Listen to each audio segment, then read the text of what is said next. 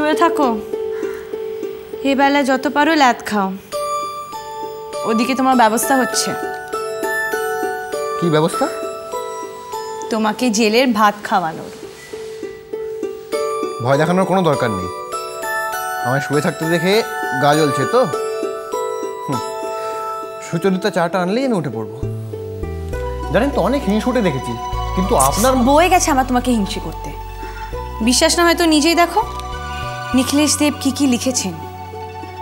তুমি দেশদ্রোহী, দেশের সংস্কৃতি ঐতিহ্য সবকিছু বেচে দিচ্ছ, দেশের ভাবমূর্তি ধ্বংস করছো, যুব সমাজকে গোল্লায় পাঠাচ্ছ।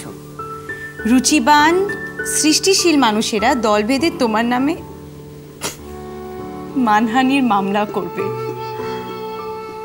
কি মামলা? মানহানির। আমি আবার কার মানহানি করলাম? কেন? রবীন্দ্রনাথের। শুনছেন সুচরিতা? বলুন গৌরমোহন বাবু, কি বলছেন? মা, এইটা আবার কি নাম? বিচ্ছিরি একটা। সুচরিতা গোড়াকে তো ওই নামেই ডাকতো গৌরমোহন বাবু। ও হয়েছে সদবোধ। আমি দিদি ঠাম্মি বলছি এবার থেকে।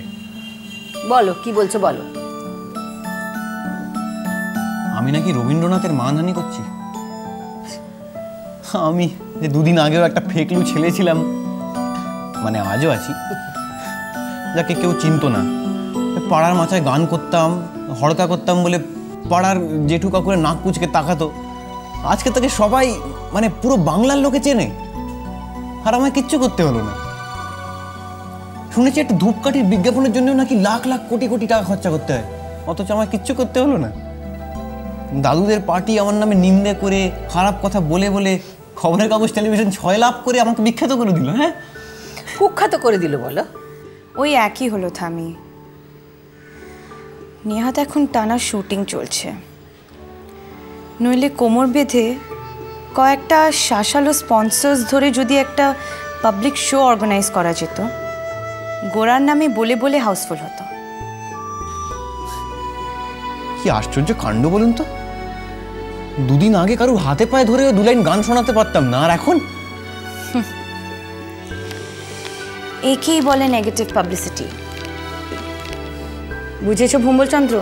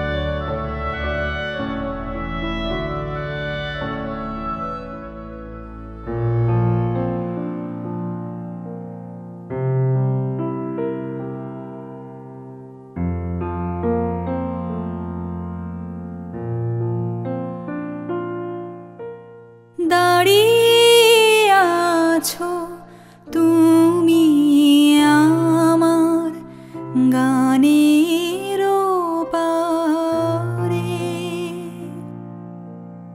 দাঁড়িয়ে আছো তুমি আমার গানের পারে।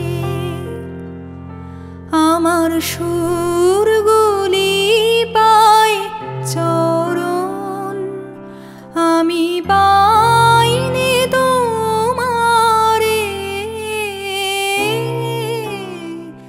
দাঁড়িয়ে আছো তুমি আমার গানের পারে।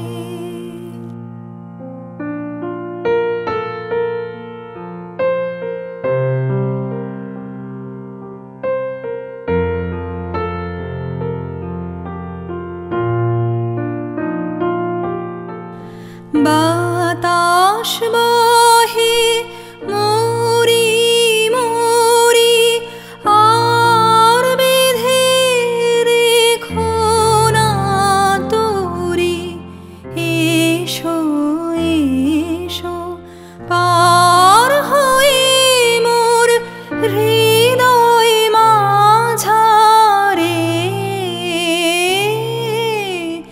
দাঁড়িয়ে আছো তুমি আমার গানের পারে।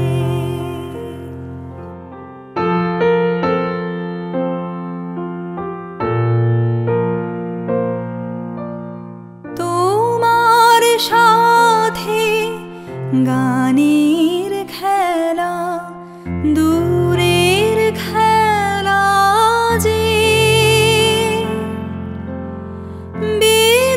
বেদনাতে বাঁশি বাজায় সকল বেলা যে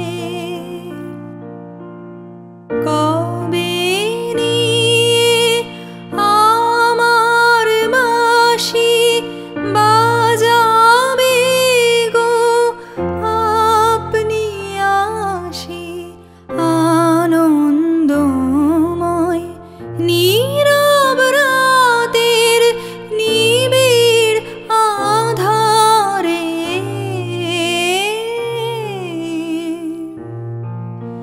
দাঁড়িয়ে আছো তুমি আমার গানের পারে। আমার সুরগুলি পায় চরণ আমি পাইনি তোমারে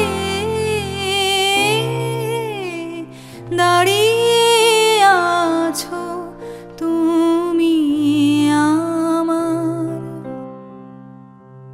গানের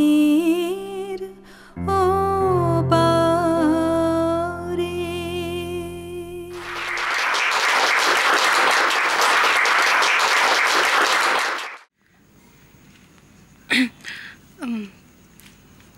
ছোটকা, আমায় ডেকেছিলে? হ্যাঁ, কথা আছে। অনেকক্ষণ সময় লাগবে? তাহলে আমি ছুটে গিয়ে আমার ঘর থেকে মোবাইলটা নিয়ে আসবো। কেন, কিছুক্ষণ মোবাইল ছাড়া থাকা যায় না? না, ওই একটা ফোন আসার কথা আছে। তুই তো সাংঘাতিক ব্যস্ত না রে, বন্ধু বান্ধব, এনগেজমেন্টস, একদম সময় নেই তো। না, তা ঠিক নয়। তোমার কি কোনো কাজ আছে? বলো না, আমি ঠিক সময় বার করে নেব। আমি যদি বলি যে এই কাজটার পর যদি সময় বার করতে পারিস তবেই পরের কাজটা হবে, নাহলে হবে না। আমি ঠিক বুঝলাম না ছোটকা। তুই তো অভিনয় করতে চেয়েছিলি। আমায় নেবে? না, ভেবেছিলাম তো নেব। তোর সময় কোথায়? টেলিফোন সারাক্ষণ, সিনেমা টিনেমা সব।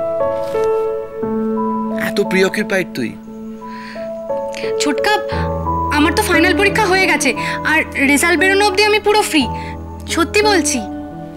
ঠিক আছে, কিন্তু তোর বন্ধু বান্ধবদের সব কি হবে? সিনেমা দেখা, আড্ডা, টেলিফোন।